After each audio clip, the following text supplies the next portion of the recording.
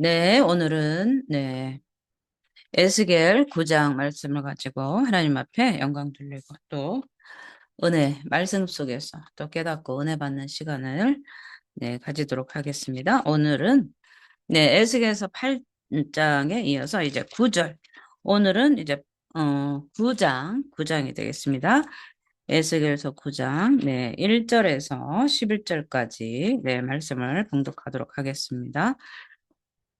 또 그가 큰 소리로 내 귀에 외쳐 이르되 이 성읍을 관할하는 자들이 각기 죽이는 무기를 손에 들고 나오게 하라 하시더라. 내가 보니 여섯 사람의 북형한 윗문길로부터 오는데 각 사람의 손에 죽이는 무기를 잡았고 그 중에 한 사람은 가는 베옷을 입고 허리에 서기관의 먹그릇을 찼더라. 그들이 들어와서 노제단 곁에 서더라. 그룹에 머물러 있던 이스라엘 하나님의 영광이 성전 문지방에 이르더니 여호와께서 그 가는 베옷을 입고 서기관의 먹그릇을 찬 사람을 불러 여호와께서 이르시되 너는 예루살렘 성읍 중에 순행하여 그 가운데서 행하는 모든 가증한 일로 말미암아 탄식하며 오는 자의 이마에 표를 그리라 하시고 그들에 대하여 내 귀에 이르되 너희는 그를 따라 성읍 중에 다니며 불쌍히 여기지 말며 긍휼을 베풀지 말고 쳐서 늙은 자와 젊은 자와 처녀와 어린이와 여자를 다 죽이되 이마에 표 있는 자에게는 가까이 하지 말라. 내 성수에서 시작할지니라 하시매 그들의 성전 앞에 있는 늙은 자들로부터 시작하더라. 그가 또 그들에게 이르시되 너희는 성전을 더럽혀 시체를 모든 뜰에 채우라. 너희는 나가라 하시매 그들이 나가서 성읍 측에 치더라. 그들이 칠 때에 내가 홀로 있었는지라 엎드려 부르짖어 이르되 아하 주 여호와여 예루살렘을 향하여 분노를 쏟으시오니 이스라엘의 남은 자를 모두 멸하려 하시나이까. 그가 내게 이르시되 이스라엘 유다 족속의 죄악이 심히 중하여 그 땅에 피가 가득하며 그 성읍에 불법이 찼나니 이는 그들이 이르기를 여호와께서 이 땅을 버리셨으며 여호와께서 보지 아니하신다 함이라. 그러므로 내가 그들을 불쌍히 여기지 아니하며 긍휼을 베풀지 아니하고 그들의 행위대로 그들의 머리에 갚으리라 하시더라. 보라 가는 베옷을 입고 허리에 먹그릇을 찬 사람이 복명하여 이르되 주께서 내게 명령하신 대로 내가 준행하였나이다 하더라. 아멘. 할렐루야. 네. 오늘 말씀은 이제 에스겔 9장입니다. 에스겔 9장인데 하나님께서 이 심판의 메시지에 이어서 이스라엘을 심판할 수밖에 없는 그런 정당성, 또 필연성, 적합성들을 이제 8장에서 말씀해 주실 뿐만 아니라 우리가 볼 때 하나님 너무하십니다. 할 수 있는 모든 그런 원망이나 불평, 하나님을 향한 그런 섭섭함 이런 것들을 다 불식시키기 위해서 우리가 8장에서 이스라엘의 그 악한 우상 숭배에 가증한 일들을 다 보여주셨어요. 이거 봐라. 내가 심판할 수밖에 없다는 사실을 너희들도 인정하지? 이렇게 하시는 것 같아요. 오늘 말씀이. 자, 오늘 이제 9장, 전체적으로 보면 이제 예루살렘을 멸망시키기 위해서 이제 준비하시는 하나님을 우리가 볼 수 있어요. 우리가 우상 숭배의 죄를 회개합니다. 또 많은 분들이 뭐 율법에 자유해라. 예수님이 오셨는데 그런데 예수님이 오셔서 하시는 말씀은 불법을 행하는 자들아 내게서 떠나가라입니다. 우리가 하나님의 말씀을 이렇게 좌편향, 우편향 이렇게 보면 안 되고요. 하나님의 말씀은 양쪽 날개를 가지고 이 A와 B의 보스 형태로 우리가 가지고 가서 역설적이게 말씀하시는 것 또 하나만 따서 그것에만 우리가 해석을 하면서 그대로 가는 것이 아니라 왜 그 말씀을 하셨는지에 대한 그 배경적인 것도 우리가 잘 살피면서 하나님의 말씀을 연구하고 또 그 연구한 신학자들의 그 신학을 따라서 우리는 또 신앙으로 또 믿음으로 우리는 순종하며 나가는 것입니다. 그래서 우리는 이 신앙과 신학이 분리돼서는 안 되고요. 신학을 통해서 얻어진 성경의 해석들을 잘 우리가 면밀히 관찰하면서 이제 우리의 신앙 가운데 그것을 잘 적용해서 삶으로 살아내고 이게 삶의 예배자로서 하나님 앞에 예배에 성공할 때 우리는 두려워할 것이 없다는 사실입니다. 우리가 오늘 이 말씀에 보면 이제 표라는 얘기도 나와요. 우리가 요한계시록에서 나오는 666 표 이렇게 해서 뭐 마트에 가면 과자 봉지에 그려진 바코드가 666이라고 했고 요즘은 뭐 예방주사 메리칩 해서 칩 의학칩이든 뭐지 몸속에 집어넣는 게 다 칩이라고 하면서 절대 맞으면 안 된다고 그러는데요. 오늘 우리가 이 에스겔 9장에서 깨달을 것들이 너무나 많은데 이 표식을 이렇게 이마에 표를 그리는 분이 하나님이란 사실을 알아야 돼요. 오늘 이 에스겔 9장의 이 표에 대한 말씀을 잘 이해를 하면 마지막 날에 적그리스도가 와서 우리에게 이마에 666을 쏟든 손에 쏟든 베리칩을 놓든 뭐 무슨 주사로 놓든 그런 거 우리는 두려워할 필요가 없다는 사실입니다. 오늘 이 에스겔 9장에서 이 표는 누가 지금 표식을 하라고 했습니까? 하나님입니다. 그래서 666 표든 짐승의 표든 그 표를 두려워할 자들은요, 예수 믿지 않은 멸망받을 자들에게 행해지는 표식이란 사실을 알고요. 우리는 예수 믿는 우리는 더욱더 하나님 안에서 하나님의 율법과 계명과 하나님 사랑, 이웃 사랑을 실천하면서 살아갈 때 우리에게는 두려움이나 멸망이나 칼이나 기근이나 전염병이 우리에게서는 들어오고요. 네. 좀 더 좀 자세히 우리가 살펴보도록 하겠습니다.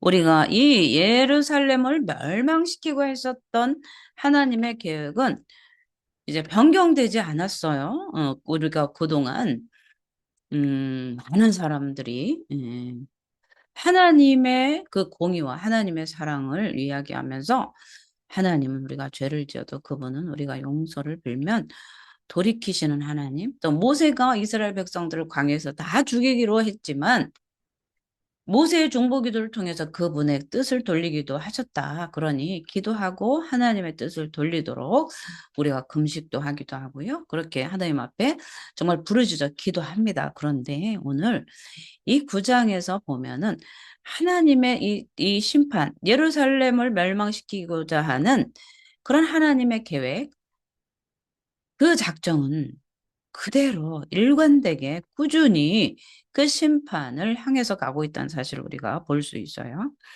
그래서 오늘 이제 이 에스겔 9장 1절에서 보면 예루살렘을 파괴할 자들에게 앞으로 나와 대령하라는 이제 소환장이 내리는 거예요. 소환장입니다. 그죠? 우리가 죄를 지으면 재판장에 가서 이렇게 영장이 나오거나 소환장이 나오면 우리가 법정에 출두를 해야 되는 거죠.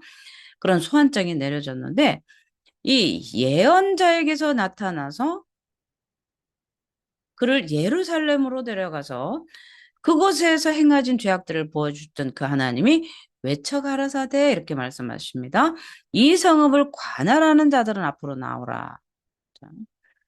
먼저 이 지도자들에 대한 심판이 이제 먼저 이제 내려지는 거죠. 그런데 이 구절을 보다 이제 원문에 더 가깝게 읽으면 무슨 뜻인가 하면은요, 이렇게 말씀하세요.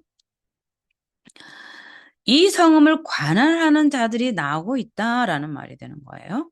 하나님은 내가 분노로서 갚으리라 이제 지난 시간에 8장 18절에 이렇게 말씀을 하셨죠. 그러므로 나도 분노로 갚아 불쌍히 여기지 아니하며 긍휼을 베풀지도 아니하리니 그들이 큰 소리로 내 귀에 부르짖을지라도 내가 듣지 아니하리라. 그러니까 이 모세가 백성들을 다 죽이겠다고 하셔서 이 백성들을 살려달라고 내 목숨을 걷어가지고 이 백성을 살려주시옵소서. 하나님께서 이 백성들을 죽여버리면 애굽에서 끌어내서 광야에서 죽였다 하지 않겠습니까? 라고 하면서 모세가 하나님 앞에 탄원했던 그때는 하나님은 마음을 돌이켜주셨습니다. 그러나 이 지금 예루살렘을 향한 하나님의 분노는 그칠 줄 모른다는 사실이에요. 우상 숭배의 이 극한 이 가증한 일을 지난주에 보지 않았습니까? 야, 그럴 수가 있냐? 우리는 지난주에 이 예레미야 8장을 통해서 예루살렘과 이스라엘과 장로들과 레위인과 제사장들이 행했던 그 극악한 이 가증한 우상 숭배를요, 우린 다 봤어요. 영화 필름처럼 다 봤습니다. 그렇기 때문에 우리는 하나님 앞에 유고무원인 거예요. 하나님 너무하세요. 아니면 하나님 한 번만 봐주시면 안 될까요? 이런 소리가 어떻게 나옵니까? 너무 염치가 없어서 말할 수가 없는 거예요, 지금. 이스라엘 백성들이. 염치가 없는 거예요. 그죠? 그러면서 지금 이 1절에도 8장 18절에도 너는 이제는 긍휼을 베풀지 않겠다. 아무리 부르짖어도 내가 응답하지 않겠다. 이렇게 말씀하셨는데 이제는 에스겔이 에스겔을 에스겔에게 하나님이 말씀을 하시는데 너는 내 진노의 도구로 고용된 자들을 보리라 하신다. 진노의 도구가 있어요. 그죠? 악한 자를 들어서 이스라엘을 심판하는 데 사용한 바벨론과 같은 거죠. 이 성읍의 징벌이 가까이 있다. 네, 이 성읍의 사람들은 징별의 날을 알려고도 하지 않는 거예요. 예레미야를 통해서 계속해서 하나님의 심판, 그 죄의 회개, 죄를 향하고 있는 이스라엘을 향해서, 유다를 향해서 회개할 것을 촉구했는데도 그들은 듣지 않았습니다. 예레미야를 오히려 때리고 시위대들에 가둬놓고 그 어깨에 멍에를 주어서 거짓 선지자들로 하여금 예레미야를 능욕시켰던 이들이 그 징벌자들이 곧 하나님의 막대기가 눈앞에 왔다 선포를 해도 이들은 듣지 않았던 거예요. 지금 에스겔이 계속해서 말씀을 드렸습니다. 에스겔이 지금 어디에 있습니까? 바벨론 그발강가에 있습니다. 그리고 하나님은 에스겔을 영으로 데려다가 예루살렘의 그 가증한 우상숭배 현장을 보여주셨고 또 거기에서도 하나님은 하나님의 영을 통해서 그들에게 선포하게 하시는 거예요, 지금. 육적인 에스겔이 예루살렘으로 달려가서 그 앞에서 말하는 것이 아니라 그들이 심판대 앞에 섰던 그 모습들을, 서는 모습들을 에스겔을 통해서 이제 선포하게 하는 것이죠. 그래서 이들은 이제 하나님의 심판을 이제 맡게 되는 거죠. 이것이 어떻게 예언자 에스겔에게 알려졌습니까? 하나님은 큰 소리로 말씀하셔. 내 귀에 큰 소리로 말씀하신다. 자, 보세요. 9장 1절입니다. 또 그가 큰 소리로 내 귀에 외쳐 이르시되 이 성읍을 관할하는 자들이 각기 죽이는 무기를 손에 들고 나오게 하라 하시더라. 그렇죠? 그렇기 때문에 하나님의 말씀이 아주 격렬한 거죠. 이 사람들은 굉장히 분노한 가운데 상대방을 위험할 때 큰 소리로 얘기하는 거죠. 사람들이 그들에게 주는 하나님의 부드러운 권고를 듣지 않을 때는요, 위협적인 말을 들어요. 우리가 부모잖아요. 얘야, 이것 좀 해라. 그러면 말 안 들으면 소리가 커지잖아요. 왜 이렇게 화내요? 이렇게 자녀들이 그러는데, 지금 화 안 내게 생겼냐? 이렇게 하는 거랑 같은 거죠. 그죠? 하나님이 경노하지 않을 수가 없고요. 그죠? 하나님께서 그 위협적인 말들을 이들은 들을 수밖에 없는 거예요. 왜? 순종하지 않았기 때문에. 그렇기 때문에 이들은 이 심판의 공포 앞에서 두려워 떨게 하는 거죠. 그런데 에스겔은 이런 사실을 듣지 않으려고 귀머거리가 되었어요. 그러나 이것은 어쩔 수가 없었어요. 그들이 죄악은 용서받을 수 없었습니다. 그래서 그들에 대한 심판이 연기될 수가 없었던 거예요. 하나님께서 에스겔의 귀에 큰 소리로 말씀하셨기 때문에 듣지 않을 수가 없었던 거죠. 그러면서 어떻게 들었습니까? 슬픈 마음으로 들었다는 거죠. 슬픈 마음, 슬픈 마음으로. 그죠? 에스겔에게 알려진 이 사실의 내용이 무엇입니까? 이 성읍을 관할하는 자라고 나와 있죠. 이 성읍을 관할하는 자가 이렇게 말씀을 하는데 그들이 그것을 파괴한다는 거죠. 이것은 갈대아 군대가 아니고 참으로 그들은 이 일에 고용된 자들이에요. 징벌자일 뿐입니다. 하나님의 종들이고 하나님의 도구라고 할 수 있는 거죠. 하나님의 천사들은 그들을 오랫동안 보호하고 지켜왔던 이 성읍을 황폐하게 하라는 명령을 받았습니다. 그들은 이제 파괴하는 천사들인 거예요. 진노의 사역자들이 있었고 천사가 타오르는 이 검은 생명, 이 죽음이 이 생명의 길을 자르듯이 각각 그들의 손에 사력하는 무기를 가지고 계속해서 다 쳐버린다는 거죠. 죄악 때문에 하나님과 적이 된 사람들은 역시 선한 천사들과도 적이 된다는 사실을 알아야 됩니다. 이런 징벌자들에게 자, 나오라 하게 하라 하시더라. 나오라 하라 하시더라. 나오라는 이 수완의 명령이 떨어졌는데 하나님께서는 항상 보이지 않는 능력으로 명령하고 수완하면 이 즉시 대답할 수 있는 이 사역자들이 있다는 거예요. 천사들이 있다는 거죠. 하나님은 이들을 통해서도 그 자신의 하나님의 목적을 성취하신다는 거예요. 에스겔이 이런 환상 중에 이런 사실을 알게 되었어요. 이것으로 인해서 그보다 더 큰 이 확산으로서 확신으로서 이 심판을 전파하는 거죠. 하나님은 큰 소리로 에스겔에게 이렇게 말씀을 하십니다. 자, 8장 11절에 보라 가는 베옷을 입고 허리에 먹그릇을 찬 사람이 복명하여 이르되 주께서 내게 명령하신 대로 내가 준행하였나이다 하더라. 하나님의 명을 받고 예루살렘을 심판할 자가 주여 주님이 시키는 대로 했습니다. 명령대로 그들을 칼로 쳤나이다. 그거 아니겠습니까? 그죠? 그래서 이 에스겔은 이 보다 깊은 감명을 주었어요. 그리고 분명하게 이 백성들의 귀에다가 그것들을 선포하도록 이제 말했는데 이런 호출에 따라서 이제 하나님의 호출, 소환 명령에 따라서 이들이 등장을 합니다. 그런데 누가 등장하는지 한번 볼게요. 2절입니다. 2절. 내가 보니 6사람이, 자, 6사람이 나옵니다.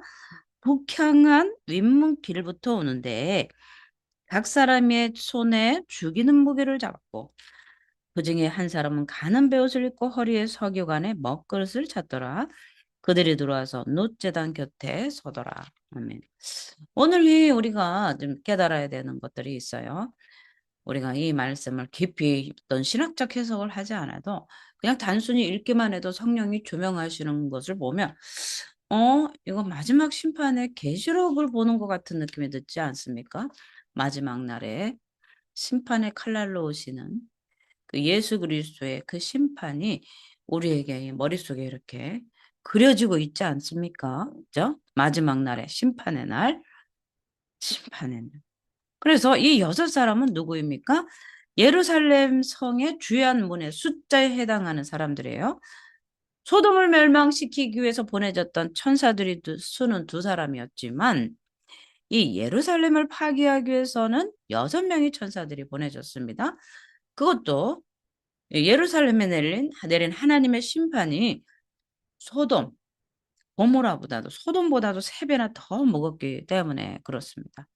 이 6명의 천사는 이 사방에서 하나님의 심판을 가지고 오고 예루살렘을 파괴하며 어느 누구도 도망가지 못하도록 감시하기 위해서 자, 우리 6절에 보면 예루살렘 성문을 지킨다 이렇게 나왔어요.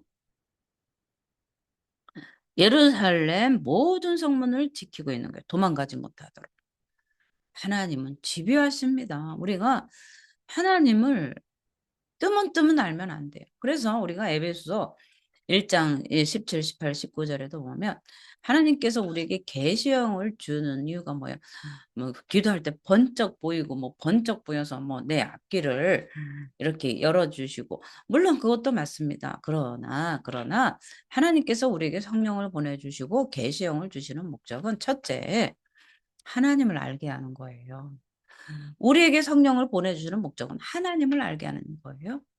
그래서 그 하나님이 어떠한 분이신지 알게 하고 하나님의 지식으로 채워주시고 아브라함의 지식의 풍성, 유업이, 기업이, 예수의 능력이 얼마나 큰지 마지막 날의 그 심판의 불이 얼마나 뜨거운지를 그거를 알게 하시기 위해서 우리에게 지와 계시형을 주신다는 거예요. 그래서 우리는 이 예루살렘 모든 성문을 지키면서 하나도 도망가는 일이 없도록 심판의 불이 그들을 다 살린다는 이야기입니다. 그래서 이 아수르인들의 진영과 이 애굽의 장자들을 사륙하고 멸망시키기 위해서 한 천사가 필요했어요. 여기서는 6천사가 필요되고 있습니다. 그리고 이제 우리가 요한계시록 16장 1절에 보면 하나님의 진노의 대접을 땅에 쏟고 있는 7천사가 있습니다. 이들은 각자 손에 이 살용 무기가 있어요.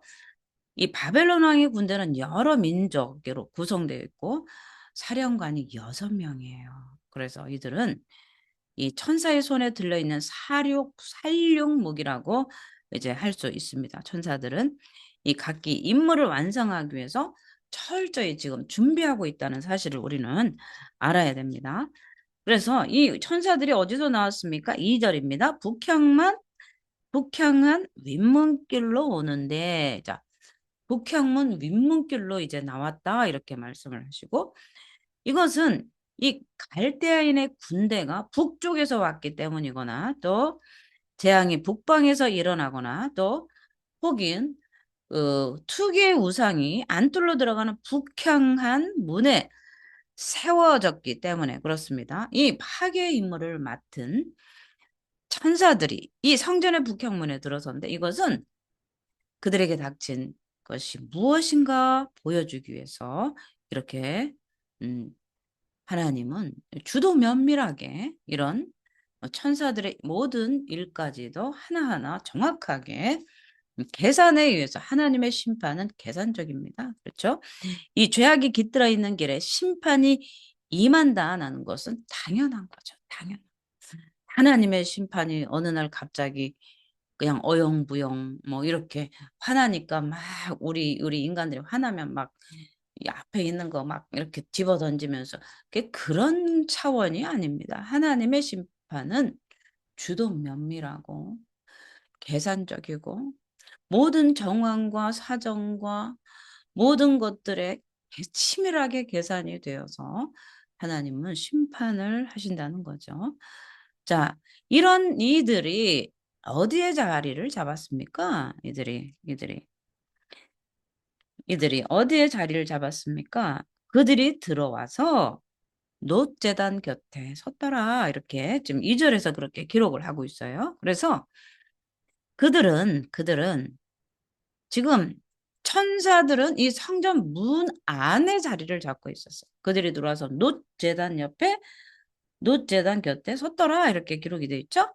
이 제단 위에는 이 속죄의 희생 제물이 항상 받쳐져 있었습니다. 천사들이 파멸자로 활동할 때는요, 이 희생시키는 역할을 하는 거예요.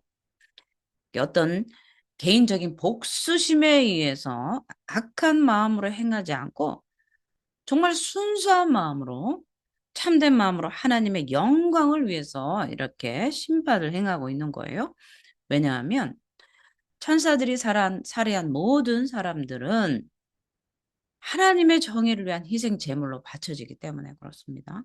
자, 그래서 그들이 들어와 놋제단 곁에 서더라 이렇게 써 있는데 이것은 제단을 보호하고 옹호하며 그 제단의 공의로운 대의를 진술하고 또 제단에 대한 모독을 복수하기 위한 거예요. 그래서 이 천사들은 제단에서 살육하라는 명령을 받았습니다.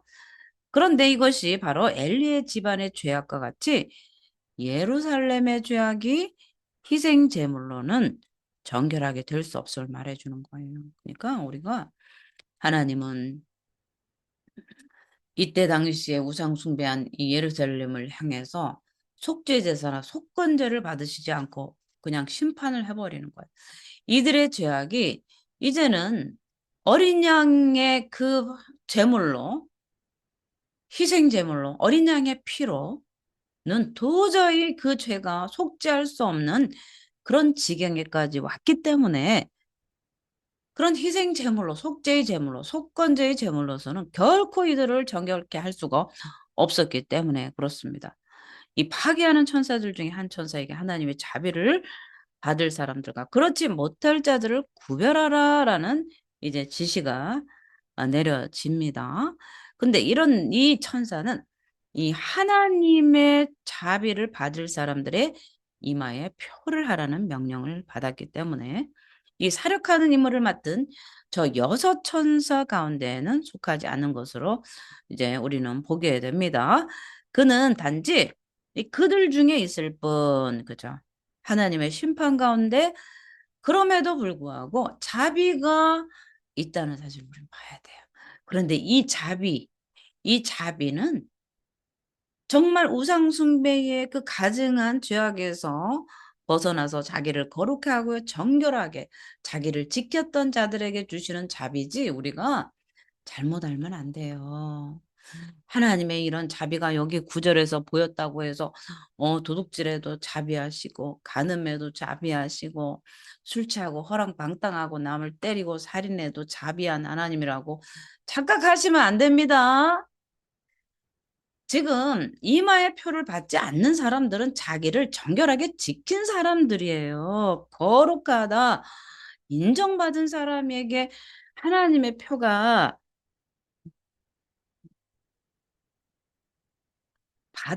이 표가 이마에 표가 새겨진 것이지 하나님은 그냥 자비를 베풀기 위해서 이마에 표를 준 것이 아닙니다. 그래서 우리는 이 천사들이 입던 이 천사들, 이 제사장들이 입던 가는 베옷을 입었고 고대의 변호사, 서기관들이 가졌던 그 서기관의 먹그릇을 그의 허리에 찬 것이죠.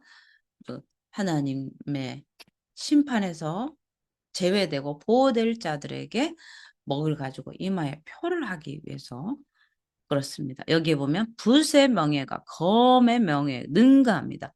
자, 그래서 칼로 그려졌냐, 먹으로 그려졌느냐, 그죠? 이 먹은 살리는 것이고 검은 죽이는 거예요. 그렇죠? 그래서 우리는 검도 펜도 검이나 마찬가지라고 우리가 얘기를 하지 않습니까? 그렇죠? 그래서 이 서기관들의 먹그릇을 사용하는 천사들이 바로 이 주님인 거죠, 주님. 그죠? 하나님의 명령을 받아서 하는 그 모든 천사들의 주인은 하나님이시고, 왜냐하면 이 아주 뛰어난 이 주석가들의 그 이야기에 따르면 정의의 화영감으로부터 그 백성들을 구원하는 중재자로서 그리스도를 나타내기 때문에 그렇습니다. 그래서 이마에 표를 한 줄은 이 성령의 인침을 얘기하는 거예요. 예수 그리스도를 믿는 하나님의 자녀들에게 주시는 성령의 인침을 통해서 구원받는 백성으로서 보호된다는 뜻이기도 합니다. 그래서 이 요한계시록 19장 8절에도 이렇게 빛나고 깨끗한 세마포가 그것을 상징을 하는 거죠. 왜냐하면 그는 거룩함의 옷을 입은 우리의 대제사장이시기 때문에 그래서 우리는 이 천국의 문을 열어주는데 우리 앞에 어떤 자들이 천국의 문이 열립니까? 어린 양의 그 보배로운 피로 자기의 두루마기를 빠는 자들은 천국 문을 들어올 수 있다는 거죠. 그래서 이 생명책은 바로 어린 양의 책입니다. 하나님이 우리에게 주신 율법과 복음의 위대한 뜻은 하나님의 작품이죠. 왜냐하면 성서의 기저들을 통해서 예수 그리스도의 그 제자들, 성경 기록된 그 저자들을 통해서 우리에게 증거하시는 분은 바로 그리스도의 영, 성령이시기 때문에 그래서 모든 성경은 예수 그리스도의 계시다라는 거예요. 그래서 우리가 계시형을 주었다. 내가 너에게 계시를 줬다. 그러면 기도하다가 환상 보는 걸 계시라고 생각하는데 우리는 그렇지 않고 초자연적 계시, 우리가 창조의 모든 세계를 볼 때 초자연 계시고 일반 계시지만 우리에게 특별 계시는 바로 성경입니다. 그래서 너에게 성경을 주었다. 성경을 읽어서 성경을 읽으면 성경을 계속 읽고 묵상하고 그 율법을 주야로 묵상하면 예수를 알게 되고 하나님을 알게 된다 이 뜻이에요. 그런데 우리가 잘못 알아서 내가 너에게 지와 계시형을 준다 그러면 성경은 제껴놓고 막 기도만 하면서 이 계시 받으려고 환상 보려고 하는 게 이게 참 위험한 거예요. 그래서 우리에게 나타난 계시는 특별 계시는 예수 그리스도이십니다. 특별 계시 성경 예수 그리스도. 예수님을 아는 거예요. 그게 계시. 하나님을 우리에게 계시해 준 분이 바로 예수님이라는 거죠. 하나님을 보여달라고 했잖아요. 그러면 하나님을 보여주셨는데 그 하나님이 예수님이에요. 이 땅에 오신 예수. 하나님을 보여주기 위해서 예수님은 이 땅에 오셨어요. 그래서 그 예수를 우리에게 계시로 주셨고 또 그 예수에 관한 이야기를 기록한 책이 바로 성경인 거죠. 그래서 성경이 우리에게 주신 특별 계시다 이렇게 알으셔야 됩니다. 네. 그래서 예수 그리스도는 우리의 중재자이세요. 그러니까 우리와 하나님 사이에 막힌다. 죄로 인해 막힌 담을 헐어주시기 위해서 예수님이 오셨는데 오늘도 우리가 죄를 지면 하나님과 담이 막혀버립니다. 그러면 예수 그리스도의 보배로운 피로 죄사함을 받아야만 되는 거예요. 죄사함은 어떻게 받느냐? 우리가 죄를 고백할 때 죄사함이 받는 거지. 고백도 안 했는데 자동으로 오토매틱으로 보혈이 와가지고 풀려서 깨끗하게 되는 건 아닙니다. 우리가 죄를 지으면 용서를 받아야 돼요. 잘못했다고 고백하고 시인할 때 그때 용서가 되는 것이지. 죄 지을 때마다 예수님이 쫓아다니면서 우리 죄를 지워주시는 분입니까? 전혀 그렇지 않습니다. 만왕의 왕이신 예수께 나아가서 우리의 죄를 자백하면 미쁘시고 의로우신 하나님이 그 보혈로 우리에게 2000년 전에 흘리신 예수님의 보혈로 우리를 씻어서 맑게 씻어주시는 것이지 우리가 죄를 범해도 그냥 됐다 내가 죽었다 너를 위해 죽었다 이렇게 하시는 게 아니란 사실입니다. 그 우리의 죄를 씻을 방편을 죄에서 사함을 받을 수 있는 그 십자가의 보혈을 흘려주셨으니 그 십자가 안에 와서 죄의 짐을 풀어 넣을 때 그 십자가의 보혈이 우리에게 효험이 있는 것이지요. 우리가 너무나 큰 착각 속에 살면 안 된다는 사실입니다. 네. 오늘 이 말씀 가운데 예수 그리스도의 계시가 바로 이 그리스도의 영이고요. 온 땅을 휩쓰는 이 파멸 가운데 우리의 중재자이시고 대제사장인 그리스도가 계시기 때문에 그죠? 오늘날 선한 예수 그리스도의 보혈로 우리의 죄를 계속 두루마기를 빨며 주님 앞에 거룩한 삶을 살고자 하나님이 예비하신 하나님께서 우리에게 얘기하신 명령하신 그 모든 그 가르침 분부한 모든 가르침 내가 너에게 가르친 것, 분부한 것을 모두 지키게 하라 했잖아요. 지키게 하라. 이게 마지막 명령 아니겠습니까? 예수 그리스도의 그 명령을 지키는 자. 그래서 하나님의 의롭다 하심을 입은 자, 선한 그리스도인들에게는 아주 다행인 거예요. 표를 갖다가 그릴 거기 때문에 도망가자. 그러면 그 사람은 나는 그리스도인이 아닙니다. 라고 고백하는 꼴이에요. 우리는 내일 종말이 온다 해도 하나님의 그 거룩한 보배로운 피로 깨끗이 씻음받아 거룩을 계속 유지하고 있으면 그냥 주 예수여 어서 오시옵소서 하는 게 정상이란 사실입니다.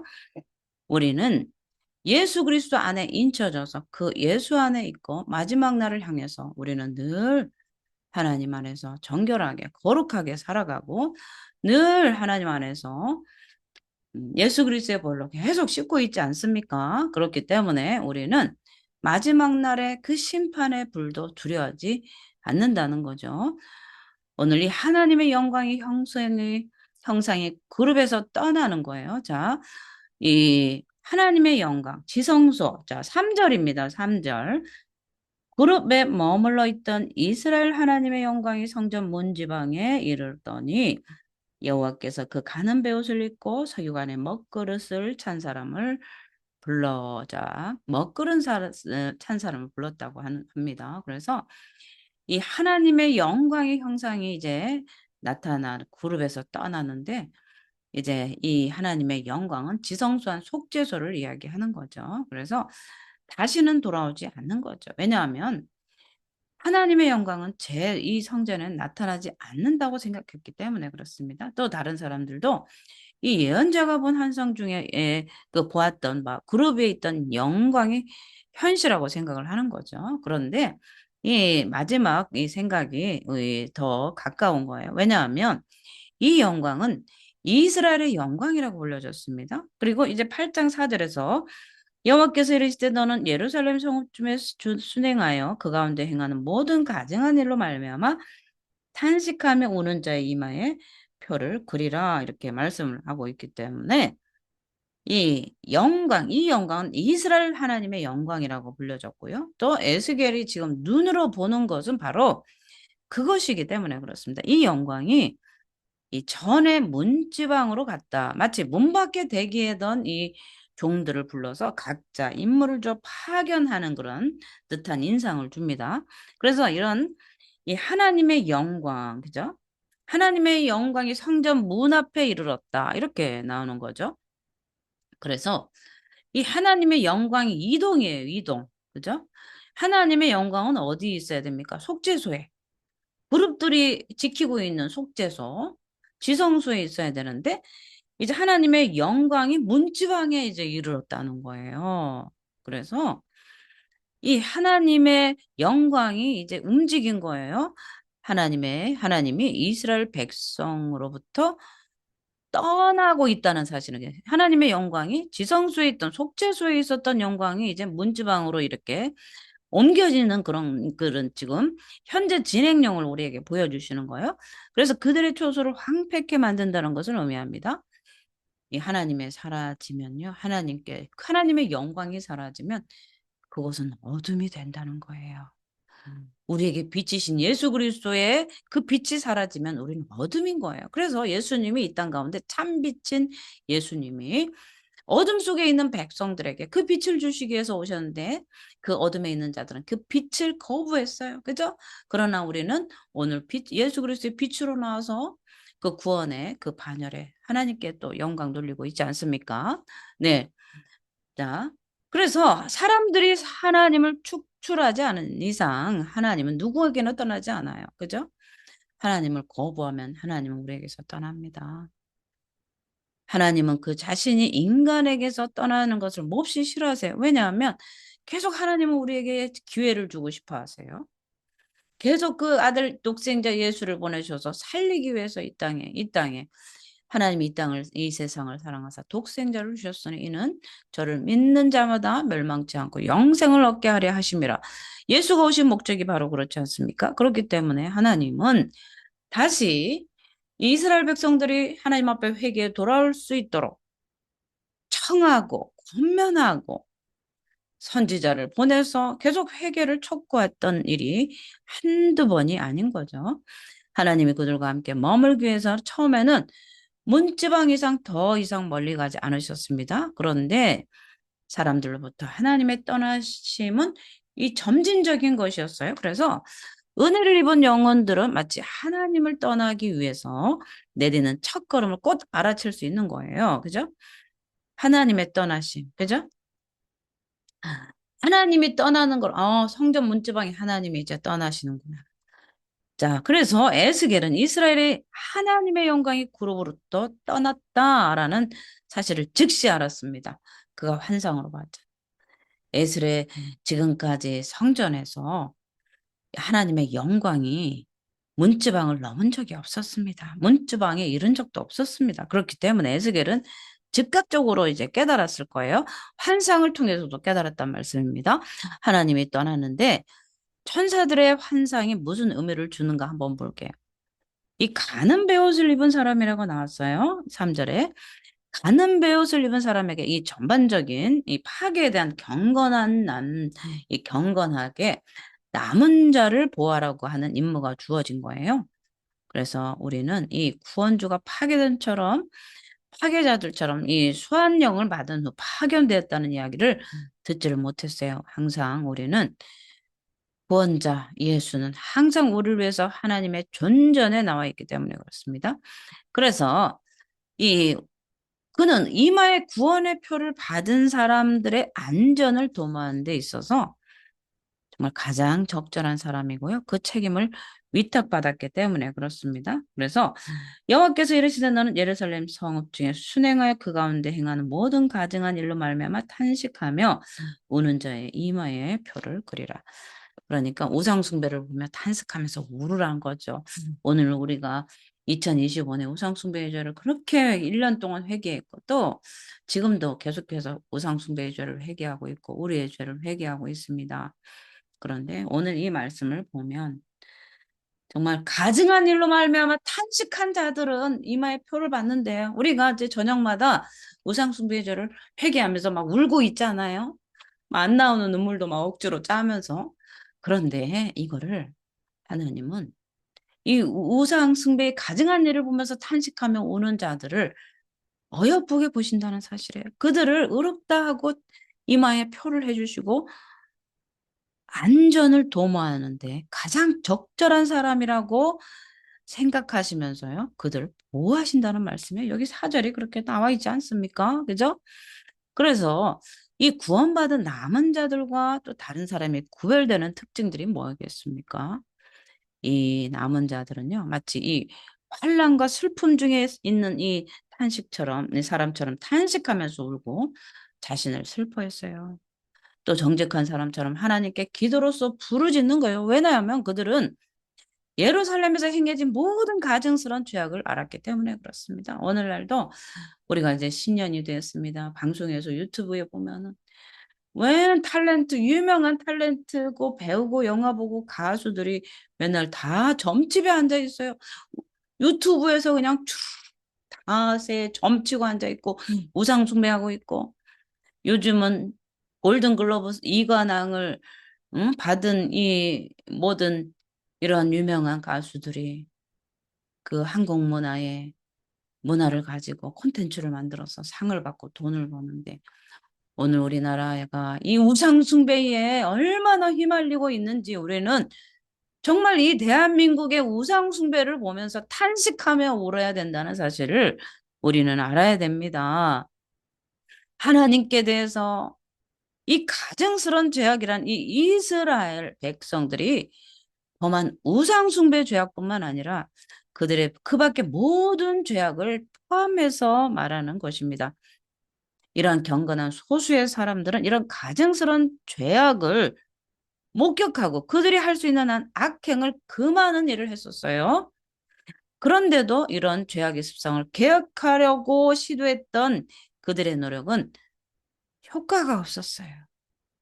그러면서 그들은 탄식하며 앉아서 울고 백성들이 사악함으로 인해서 하나님의 이름이 더럽혀지고 나아가 그것으로 인해 폭망이 그들의 교회와 민족에 임하고 있다는 사실을 알고 그 사실 때문에 하나님 앞에 호소했다는 것입니다. 우리가 다른 사람의 죄악을 기뻐하지 않으며 그들의 행위에 협조하지 않았다는 그 사실만으로 충분하지가 않습니다. 우리는 행악자들을 항상 마음에 두고 그들을 위해서 탄식해야 되는 거예요. 정말 탄식이 나옵니다, 요새. 탄식이 나와요. 어쩔 수 없이 저는 컴퓨터에 앉아 있어야 되고, 또 줌을 통해서 기도를 하고, 이렇게 하면서 유튜브에 저도 노출이 돼 있어요. 또 동영상을 올려야 되고. 그럴 때마다 이 알고리즘이 계속 이 떠오는 것들이 보면 보고 싶지 않아도 우상숭배하는 현장을 그냥 사진 찍어서 올리는 거예요. 어린아이고 아기고 뭐 할 것 없이 다 무당점쟁이 앞에 가서 앉아서 자기들의 장래를 물어보는 거예요. 하나님은 경노하십니다. 심판하십니다. 이스라엘에 하나님이 없느냐? 왜 바알에게 가서 묻느냐? 하나님은 그것이 이스라엘을 멸망시켰던 원인이 바로 우상숭배 아니겠습니까? 하나님을 저버리고. 그런데 우리가 요한복음 16장에서 성령이 하시는 일을 우리에게 말씀하셨어요. 그가 성령이 오시면 장래를 말해준다고 했어요. 하나님께 우리의 장래를 묻는 거 하나님 원하세요. 하나님의 뜻이 무엇입니까? 하나님 나를 향한 뜻은 무엇입니까? 말씀해 주시옵소서. 이 묻는 것이 하나님께 물어야 돼요. 하나님의 백성들은 하나님께 물으세요. 우리의 인생을 그 우상, 귀신, 버러지 같은 형상 앞에 가서 묻지 마시고 전능하시고 나를 이 땅에 우리의 부모의 자궁을 통해서 나를 만들어 주시고 조성하시고 신묘막측하게 지으신 그 하나님 앞에 우리의 장래와 우리의 삶을 물어야 된다는 사실입니다. 우리는 우리의 안전을 위해서 죄악을 미워해야 될 뿐만 아니라 동시에 다른 사람의 영혼을 위해서도 도움을 주지 못했다는 그 사실 때문에 슬퍼해야 돼요. 전도하지 못한 것 때문에 슬퍼해야 됩니다. 예수를 전하지 못한 것 때문에 우리는 슬퍼해야 했습니다. 다윗처럼 그리고 이웃의 사악한 생활로 그의 의로운 영혼을 괴롭혔던 롯처럼 우리의 이웃의 영혼을 위해서도 그들을 위해서 기도하지 못하고 예수를 전하지 못하고 복음을 전하지 못한 그것 때문에 애통하며 우리는 울어야 된다는 거죠. 예루살렘에서 행해졌던 모든 가증스러운 죄악은 특별히 애도되었습니다. 왜냐하면 하나님을 모독했기 때문에 예루살렘 백성들이 유별나게 하나님을 모독했습니다. 에스겔서 8장을 우리가 보지 않았습니까? 성전 안에 뜰에서 담장 안에서 장로들이 레위인들이 우리가 기억해야 됩니다. 8장에서 보면 그들의 우상숭배의 죄악을 낱낱이 고발하고 있어요. 그죠? 여호와의 성전문 현관과 제단 사이에서 태양신에게 예배하였더라. 이게 누굽니까?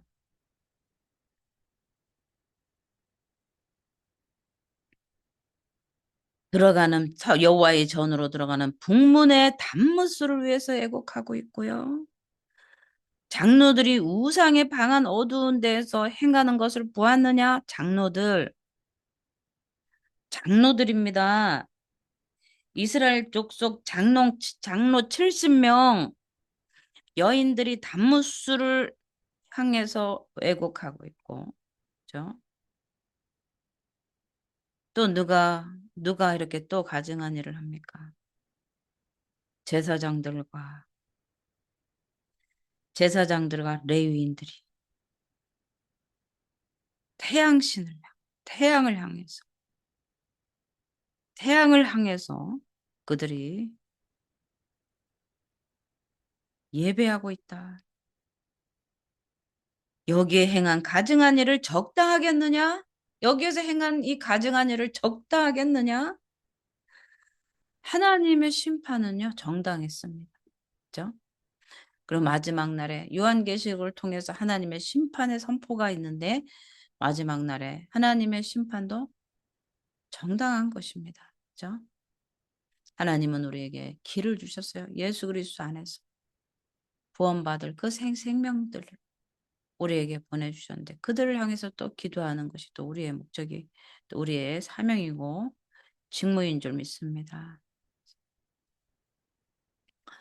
하나님은 우리에게 정말 이 하나님 안에서 우리가 어떻게 살아야 되는지 하나님은 정말 마지막 날의 이 심판대 앞에서 너희들은 밖에서 이를 갈며 슬피 울미 있으리라 이렇게 마태복음에서 예수님이 말씀하고 있지 않습니까?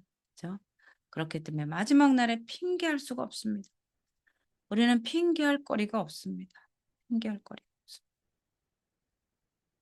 남은 자를 이 보호하시는 이 방법들이 이제 나오는데 우리가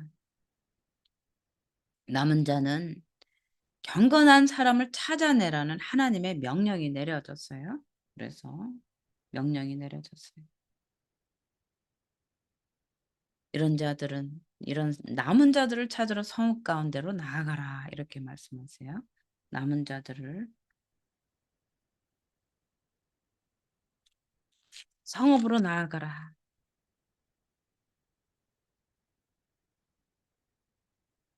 성읍으로 나아가서 성읍 중에 순행하라는 거죠. 4절에 순행하여서 남은 자들을 보호하시려고.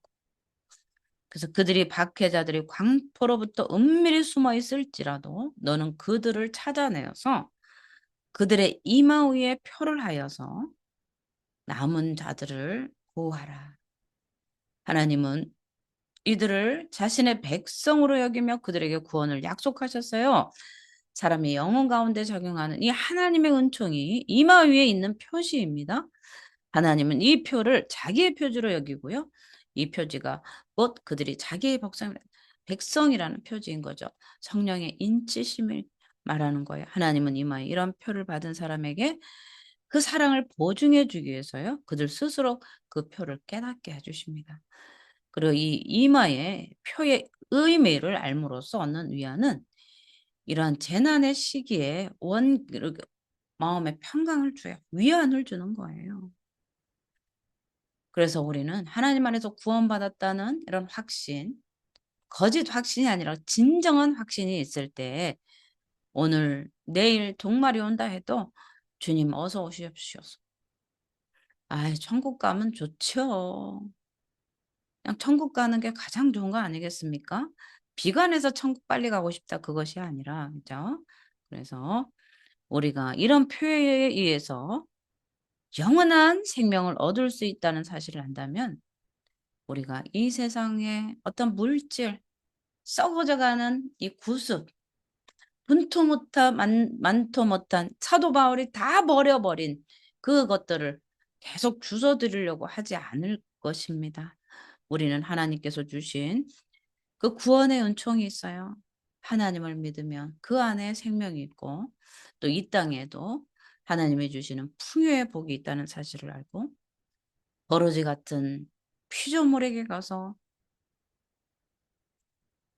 말도 못하는 목석에게 가서 돌에게 가서 파리가 빌듯이 빌어봐야 그 피조물, 하나님이 만든 피조물이 무슨 우리에게 먹을거리를 주겠습니까? 우리가 믿고 섬겨야 될 대상은 오직 하나님 한 분이라는 사실을 알고 우리가 지금까지 살면서 예수 믿기 전에 우상 숭배한 것뿐만 아니라 예수 믿으면서도 이 이스라엘처럼 우상 숭배했다면 우리는 진심으로 오늘 이 말씀을 읽으면서 진심으로 가슴을 찢어 베옷 입고 굵은 베옷을 입고 금식하며 회개하며 이 죄를 예수님의 볼로 깨끗이 씻어내는 저와 여러분이 되기를 예수의 이름으로 축복을 드립니다. 아멘. 네, 기도하겠습니다. 하나님 감사와 찬양을 드립니다. 오늘도 귀한 말씀 가운데 하나님 역사해 주심을 감사를 드립니다.